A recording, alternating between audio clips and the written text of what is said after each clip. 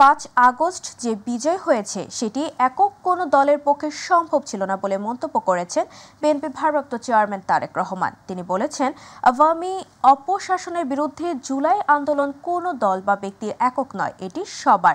এই আন্দোলনের সর্বস্তরে মানুষের অবদান বা সহযোগিতা রয়েছে।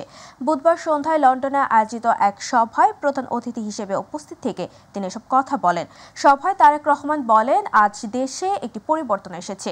মানুষের পাশে দাঁড়ানো ও দেশকে সামনের দিকে এগিয়ে নেওয়ার জন্য ও শহীদদের স্বপ্ন পূরণে সবাইকে কাজ করার আহ্বান জানান তিনি।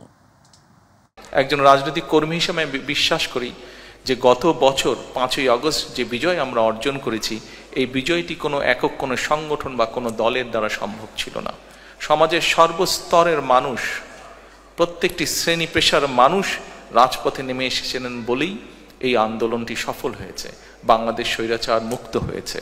প্রবাসীদের কাছে আমি আহ্বান জানাবো, আপনারা যেভাবে দেশকে গড়ে তুলতে সাহায্য করেছেন অতীতে, ইনশাল্লাহ আগামী দিনে গণতান্ত্রিক যে সরকার আসবে সেই সরকারকে আপনারা সহযোগিতা করবেন, যাতে দেশকে যারা আসবে তারা যাতে দেশকে সামনের দিকে এগিয়ে নিয়ে যেতে পারে।